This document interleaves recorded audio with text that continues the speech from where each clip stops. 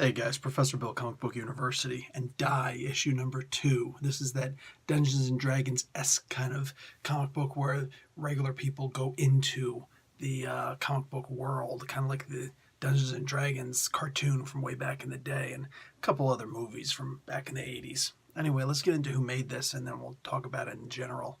Kieron Gillen is the writer, Stephanie Hans is the artist, Clayton Cowles on letters, Rian Hughes is the designer, and Chrissy Williams is the editor.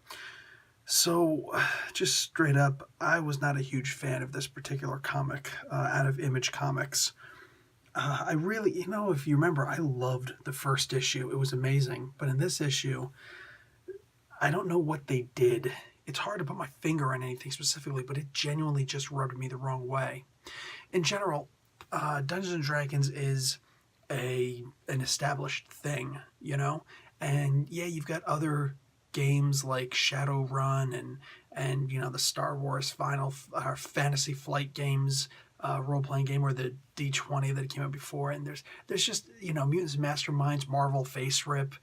There's a whole bunch of different game systems out there, different kinds of characters you could play. Geez, Twilight 2000, I remember playing that actually in the army.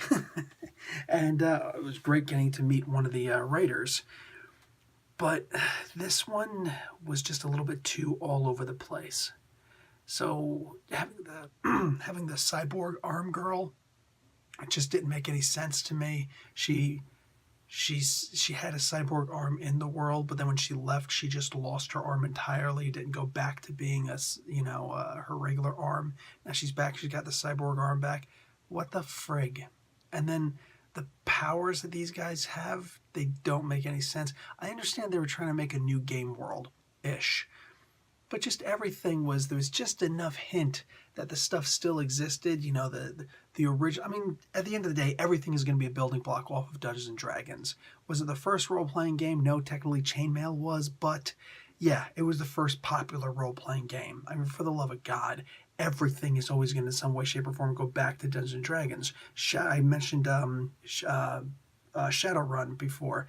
Shadowrun was never meant to have dwarves and elves in it, or orcs, or anything like that. It was always just supposed to be humans with, tech stuff and deckers and stuff like that running around. But then, and the original creator, he's like, dude, I hated when they decided to add elves and dwarves and things like that. Like humans got turned into these other creatures. Like, it was just stupid, and I hear him. And this is, so obviously everything is going to go back to Dungeons and Dragons for the most part, in this, Narnia was mentioned several times, even the Turkish Delight commentary, all of it is just, for me, this is just for me, it's all just a little bit too much. Like, they were trying to cram in way too much. They mentioned an author I'm not familiar with. I think he's an author. And they just kept on trying to throw things in there, like, oh, hey, name drop, oh, mention, oh, hey, did you like this? And they just keep on trying to throw these things in, and I just did not appreciate it. It was too much to take in. Plus, it's a whole new story world to understand. There was so much going on, I couldn't keep up with the book. I couldn't make heads or tails of it. They're using powers in different ways. The one girl, at first she's wielding the powers of gods. Then she's saying, I'll owe you if you give this guy eyes. And then he disappeared. And somehow all the characters knew this person and this person knew them.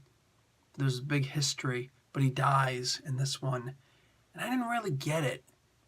Like, I understood where he came from. I understood in general what the curse was. But what was the purpose of adding that into the book? That's an extra page or two that you could have had explaining what the hell is going on. So there's just way too much in here that's just pointless. It's useless. Too much name dropping. When you name drop, you're that old adage of, oh, it's not what you know, it's who you know. I know there's the other saying also, but I'm gonna blow by that one pun. But it's not what you know, it's who you know. No, I'm going to disagree, because I think that if you know enough, then pretty soon you become the person that other people want to know. And that's just always been my ideology. I've followed that. Literally, that's something I think I remember saying when I was 12, maybe 13. Maybe I was 13 when I said that. And I've always stuck by that that mentality, that educational way of life. Be the person who everybody wants to know, as opposed to being the person who knows people. Don't be a name dropper. Be the name that other people want to drop, you know? And this book just follows the adage. It's just dropping names, and it just didn't do it for me. If anything, it made me kind of want to go back and read those, because at least those were, I'm sorry, here's a really rude way of saying it, but those were actually good. They survived on their own merits. And this book just tried to draw from way too much. If you get an inspiration, oh, I love inspiration. Everything has to be an inspiration, for crying out loud. Lord of the Rings owes all of its inspiration for being so unique, is that it's one of the few mythologies or it's one of the few books that didn't draw from Greek mythology. This one drew from Norse mythology. Imagine that. You know, which was very different, because everything draws from Greek mythology for the most part. And Lord of the Rings, like, no, we're going to go this way instead. And it was good. It felt unique. It kind of was, even though it's clear where the inspiration came from. This book could have done the same thing. It chose to do the exact opposite and just say, we're going to blend in and throw all these cool things around us. And like, it felt like, you remember E.T., that one moment from E.T., where E.T. was hiding with all the stuffed animals around him? That's what this book felt like. This book, just with somebody apparently vaping or smoking a bong on the front, whatever, the shisha, he's got a hookah right there, you know, whatever. This book with all these other famous novels and board games and all around it, and hoping like, I'm going to sneak right in, I'm going to camouflage in, like, you know, Snake, Metal Gear, hiding in the box, the cardboard box. That's what it's like. Come on, man. This just, the first issue was amazing because it stood on its own 2 feet. This one, it's like, no, start drawing these other things in. This isn't Gia suit comic books, man. That's just not going to work. So this one, plainly and simply, did not work on any level for me. I do not see myself getting issue number 3.